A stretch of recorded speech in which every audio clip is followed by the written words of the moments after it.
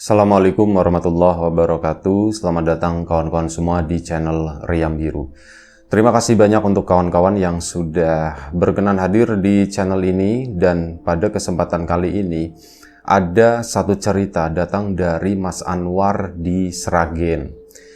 Mas Anwar menceritakan tentang satu kejadian horor yang belum lama dia alami, sekitar tahun 2015. Jadi ya belum lama ya. 2015 sekitar 11 tahun yang lalu. Rasa-rasanya belum lama, padahal udah 11 tahun yang lalu. Dan Mas Anwar ini menceritakan tentang salah satu temannya. Jadi ada temannya itu namanya Agus. Mas Agus itu adalah seorang praktisi supranatural begitu ya. Ya boleh dibilang mbah muda begitulah, masih muda tapi udah dipanggil mbah oleh orang lain. Nah ini Mas Anwar ya sama Agus memang udah kenal lama gitu ya. Jadi manggilnya gas gus begitu doang. Sementara saat Mas Anwar misal main ke rumahnya Mas Agus, itu ada beberapa tamu manggilnya itu Mbah Agus gitu kan. Wih, keren ya Gus dipanggil Mbah. Nggak tahu, aku tuh nggak pernah minta dipanggil Mbah. Cuman nggak tahu yang pada datang ke sini pada manggilnya tuh Mbah. Saya udah biarin katanya begitu. Gus, emang kamu beneran sakti enggak sih? Ditanya sama Mas Anwar. Lah, kata Mas Agus, sakti itu nggak perlu ngaku katanya begitu. Kalau misal orang datang ke sini minta tolong tak bantuin, kalau dia kesini lagi, ya mungkin berhasil, kata si Mas Agus. Tapi kalau nggak berhasil, ya pasti nggak kesini lagi. Lagian aku udah pernah janji kok, War. Ini misalkan ada orang minta sembuh atau apa, aku nggak janji ini bakalan sembuh. Ya, kami usahakan. Kata Mas Agus begitu ya. Kami usahakan. Bagaimanapun juga yang menyembuhkan itu ya yang maha memberi penyakit, katanya begitu. Ya tetaplah ada omongan seperti itu. Ini juga namanya ikhtiar, namanya usaha. Tapi kalaupun ada kesembuhan, bukan saya yang menyembuhkan, melainkan ya siapa lagi gitu ya. Tuhan tentu saja gitu ya. Allah yang menyembuhkan, kata si Mas Agus. Dan waktu itu udah ngobrol-ngobrol seperti biasa. Mas Anwar juga ya bukan orang yang kaku sama Mas Agus gitu kan. Nah pada suatu hari, ini udah lumayan lama lah, maksudnya Mas Anwar juga waktu itu nggak setiap hari ketemu sama Mas Agus karena rumah juga lumayan cukup berjarak. Nah ini pada suatu hari Mas Agus kan memang sebelumnya sering main ke tempatnya Mas Anwar. Jadi waktu itu ya kaget juga, udah lama juga Mas Agus nggak kesini nih, Agus nggak kesini nih. Loh tiba-tiba datang gitu kan. Weh Gus, tumben katanya begitu. Kenapa mau berguru sama aku, kata si Mas Anwar. Wah boleh War, ayo War, memang aku kesini tuh mau berguru gitu. Mas Anwar nanggepinnya itu guyon kan waktu itu. Ya udah duduk sini. Nah begitu udah dibikinin minum waktu itu. Mas Agus ngomong, War, aku mau minta bantuan katanya begitu. Minta bantuan apa, kata si Mas Anwar. Kalau bantuan duit aku nggak punya, kata Mas. Bukan bantuan itu War. Seperti yang kamu bilang tadi, kamu tanya kesini mau berguru gitu kan. Iya bener, aku memang kesini mau berguru sama kamu War. Berguru apaan Gus gitu kan. Ya wis pokoknya aku ada perlu, jadi begini. Itu rumah yang itu. Nah di sebelah rumahnya Mas Anwar, tapi agak ke belakang sana, ini tuh ada reruntuhan bangunan. Itu dulu bekas rumah. Ada dua rumah, satu di depan, satu di belakang. Cuman rumah itu nggak ditempatin, itu dari Mas Anwar masih kecil, ditinggalkan sama yang punya intinya. Dan ya di situ akhirnya jadi nggak terawat, tumbuh semak belukar. Cuman sama warga itu biasanya setahun sekali suka dibersihkan karena di bagian depannya itu lumayan cukup luas. Bisa buat area bermain lah gitu ya, bisa buat berkegiatan. Cuman di belakangnya sana rumah itu sebagian itu udah runtuh. Kalau kayak genteng-gentengnya sendiri itu udah habis diambilin sama warga. Jadi cuman kayak tinggal puing-puing, tinggal tembok-temboknya doang yang berdiri. Kenapa Gus, katanya begitu. Aku itu mimpi War. Mimpi apa gitu kan. Aku itu mimpi, aku ditunjukin ke sini, kata si Mas Agus. Ada sesuatu kayak semacam cahaya, kata si Mas Agus. Aku mimpi itu seperti itu ya War ya. Dan cahaya itu menuju ke sini, tak ikutin. Kamu ngikutin dari mana Gus? Dari rumah, jalan kaki ke sini. Ya enggak juga sih, namanya mimpi War. Mimpi kan cepet gitu, tahu cacat taunya loh itu kan rumahnya Anwar gitu, kata si Mas Agus. Udah tak ikutin, loh ke rumahnya Anwar, cahaya ini. Nah setelah itu dia nggak masuk ke rumahmu War, tapi apa, beloknya itu ke situ, ke rumah itu. Cuman dalam mimpiku, rumah itu ya bukan bangunan seperti ini, melainkan kayak ada bangunan, kayak semacam ada pendopo begitu di situ, megah, banyak orang. Nah sebelumnya di pendopo itu gelap, benar-benar gelap. Nah ini cahaya yang kecil ya, kunang-kunang gitu ya, terbang ke situ, kayak nyalain lampu-lampu yang ada di situ. Dan begitu dinyalain, biar itu terang banget War. Dan setelah itu ada musik, ada pagelaran, banyak orang-orang dari dulu itu pada muncul di situ, kata si Mas Agus. Nah, aku itu penasaran, karena apa? Aku mimpiin itu nggak cuman sekali, kata Mas Agus. Mas Anwar pun diem gitu kan. Ya ngelihat ke arah rumah situ, dari teras kelihatan. Mas Agus sama Mas Anwar kan memang duduknya itu di teras ya, ngeliatin ke sana gitu. Ah, masa iya gitu kan? Ah, kata si Mas Anwar, terus aku bisa bantu apaan gitu kan. Aku pengen, ya aku nggak tahu sih gitu, ini punya siapa rumah ini. Cuman yang paling deket sama rumah ini dan orang yang aku kenal baik itu kan cuman kamu War. Jadi aku mau minta tolong kamu jadi perantaraku, kata. Lah aku nggak mau kalau begitu-begituan Gus, aku nggak mengerti masalahnya, nanti lah ngeri, katanya begitu kan. Ya maksudku bukan perantara bagaimana, enggak, maksudnya kamu cukup nganterin aku ke situ, kata si Mas Agus. Nganterin doang? Iya nganterin doang. Kapan, kata si Mas Anwar kan. Besok malam, katanya begitu. Oh, jadi gimana? Aku nganterin ke situ, terangin dulu yang jelas Gus, jangan ngambang begini. Jadi begini, besok aku itu ya mau permisi lah, mau silaturahmi ke itu gitu kan, ke situ. Dan aku butuh orang yang memang tinggal di sini. Ya satu-satunya orang sini yang aku kenal dengan baik ya kamu War. Jadi nanti kamu besok itu cuman nganterin aku ke sana, dampingin doang, kamu nggak ngapa-ngapain kok, kata si Mas Agusnya. Tapi beneran ya Gus ya? Iya beneran, kata si Mas Agus. Dan akhirnya sudah. Ya wis, kata Mas Anwar gitu kan, ya wis tak bantuin. Besok malam jam berapa? Ya aku kesini paling jam berapa ya? Biar nggak ngeganggu keluargamu juga, jam 10-an gimana War? Ya oke, kata si Mas Anwar. Udah jam 10, akhirnya Mas Agus hari itu pulang. Singkat cerita, keesokan harinya. Oh iya, Mas Anwar itu sempat cerita ke orang tuanya. Pak, ini si Agus minta tolong begini gitu kan. Oh, kalau cuman begitu doang sih enggak apa-apa gitu. Yang penting kamu enggak usah ikut-ikutan yang gimana-gimana, kata Bapak. Enggak Pak, aku cuman nganterin ke situ doang paling. Oh ya wis, kata Bapak, itu hati-hati ya, kata Bapak itu begitu. Dan akhirnya apa? Keesokan harinya, singkat cerita ya, jam 10 malam tepat waktu, Mas Agus itu datang, bahkan jam 10 kurang. Itu udah datang ke sana, ya sempat duduk-duduk dulu, kata Mas Agus, nanti War, tengah malam katanya begitu kan. Lah tengah malam jam 12 Gus. Iya tengah malam gimana? Gak apa-apa, tenang aja, nanti ada kopi, rokok dan sebagainya.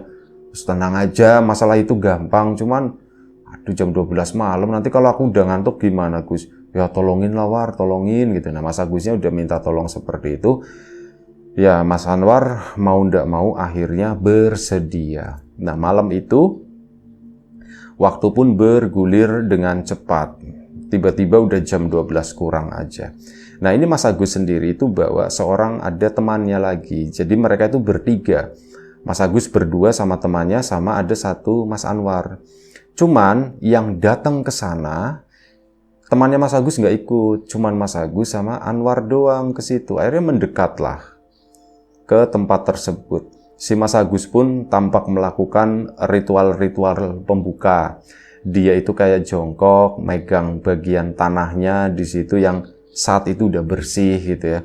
Dipegang, cuman di deket-deket bangunan itu, ilalangnya itu masih ada. Tapi yang area depan deket jalan itu udah bersih. Mas Agus jongkok di sana kayak ya mungkin permisi-permisi, saya mau memasuki tempat ini dan sebagainya. Kurang lebih seperti itu. Mereka berdua pun jalan makin dekat ke arah reruntuhan bangunan itu. Jalan ke sana dengan pelan. Mas Anwar juga agak sedikit takut sih sebenarnya. Memang dia sendiri tuh tidak pernah merasakan ada horor-horornya di bangunan itu, meskipun banyak yang bilang ya tempat itu tuh angker, setannya banyak, ada yang bilang, tapi Mas Anwar yang tinggal bersebelahan dengan rumah tersebut, meskipun berjarak beberapa meter gitu, jadi nggak nempel, dia itu nggak pernah mengalami atau melihat atau mendengar sesuatu yang aneh-aneh, ya biasa aja gitu ya. Dan akhirnya sudah, Mas Anwar pun memang agak takut, takutnya itu bukan apa-apa, takutnya itu binatang, serangga malam, kalau nggak ular atau apa gitu ya, takutnya itu seperti itu. Ya Mas Anwar bawa senter, itu gelap banget, bener-bener gelap, dan temannya Mas Agus kan nunggu di teras di situ ya, di tempatnya Mas Anwar. Ini mereka berdua mendekat ke sana, memasuki area tersebut, dan akhirnya si Mas Agus, mereka itu melewati rumah yang depan. Sebenarnya ini rumah kan ada yang dua ya, ada yang di depan, ada yang di belakang. Dengan jarak mungkin sekitar 5 atau 6 meter antara bangunan depan sama belakang. Sama-sama udah jadi puing-puing. Harusnya ada akses jalan lewat samping. Cuman karena ditumbuhi ilalang, akhirnya apa? Mereka memilih nembus ke bangunan yang depan itu. Lantainya masih kelihatan, cuman ya udah hancur lantainya itu. Lewat ke sana disenterin, takutnya itu tadi ada binatang dan sebagainya. Dan singkat cerita, mereka berdua pun melewati bangunan pertama. Nah, kata Mas Agus, War, kayaknya aku di sini, katanya begitu. Emang kamu mau ngapain sih, Gus? Ya, sebentar aku mau permisi-permisi dulu di sini, katanya begitu. Ya udah, katanya. Terus aku gimana, Gus? Ya kamu temenin aku di sini, cuman sebentar doang kok, kata Mas Agus itu begitu. Dan akhirnya apa? Mas Agus pun mulai gelar, dia tuh bawa kayak tikar tapi kecil, mungkin sekitar 1x1 doang gitu ya, kecil, digelar di situ. Dan lebih tepatnya itu bukan tikar ya, tapi kayak semacam kain tapi agak sedikit tebal. Nah itu kayak semacam sajadah tapi bukan sajadah, karena bentuknya itu kotak persegi. Digelar di sana. Mas Agus tadi kan bawa tas kecil ya. Nah di dalamnya itu ada sesajen atau apa, peralatan-peralatan seperti itu. Ada dupa dibakar dan sebagainya. Mas Agus pun duduk di sana. Mas Anwar itu agak mundur dekat ke bangunan yang pertama di situ. Jaraknya mungkin sekitar 2 atau 3 meter dari Mas Agus. Ya cuman jongkok megangin senter, gelap-gelapan. Mas Agus pun nyalain lilin di sana. Cahaya penerangannya itu sangat minim. Mas Anwar itu udah mulai ngantuk sebenarnya dan ada rasa takut kali itu. Padahal ya, itu rumahku gitu ya. Itu rumahku, tapi aku kok takut begini. Sudahlah, nggak perlu takut-takut. Udah diem aja. Mas Anwar pun nungguin Agus melakukan ritualnya. Dia pun, Mas Agus itu berdoa-doa geremang-geremeng yang nggak jelas itu baca apaan. Mas Anwar cuma ngeliatin gitu doang, sampai akhirnya apa? Mas Anwar itu baru nyadar ada sesuatu yang melesat dari atas. Zelep, itu turun, tiba-tiba dia posisinya itu udah berjongkok di belakangnya Mas Agus, deket sama punggungnya di situ. Mas Anwar ngeliatin doang, tapi dia apa?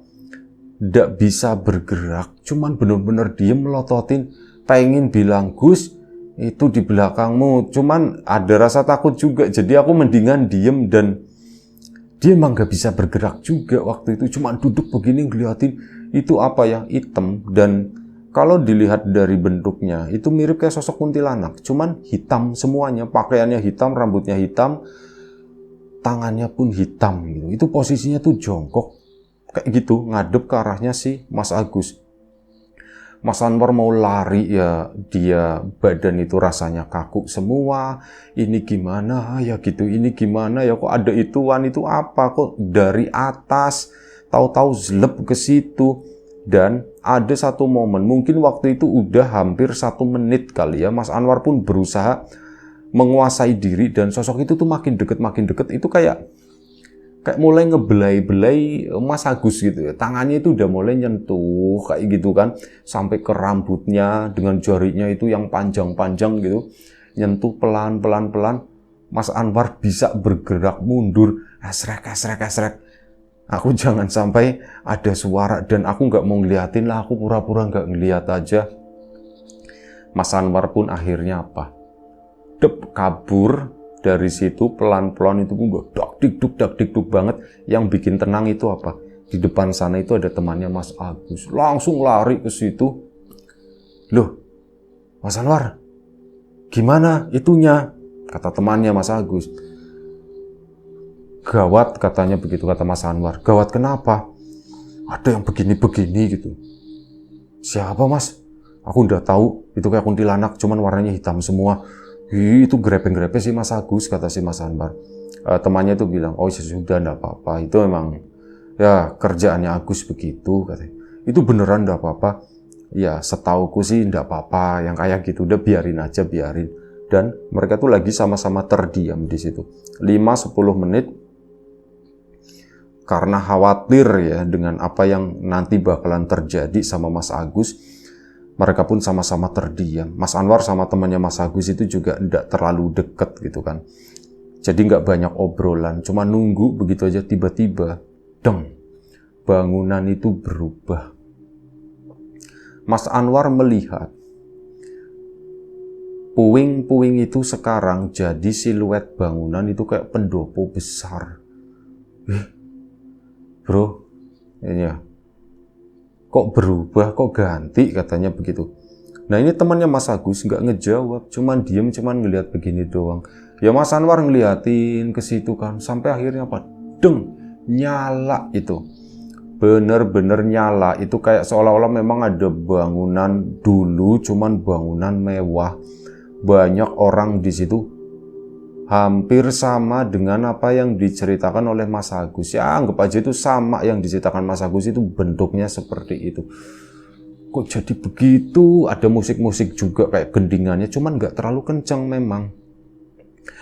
Kok jadi begitu, kata Mas Anwar, kok jadi Agus gimana? Bro, Agus gimana? Nah ini temannya tuh diem aja gitu ya. Nah temannya tuh diem-diem diperhatiin sama Mas Anwar, dia juga lagi komat kamit, nggak tahu lagi baca apaan. Mas Anwar kan bingung, akhirnya dia cuman diem di situ, ngeliatin ke sana. Nah kali itu Mas Anwar ngelihat di tengah-tengah orang-orang yang rame di bawah pendopo tersebut, Mas Anwar ngelihat Mas Agus.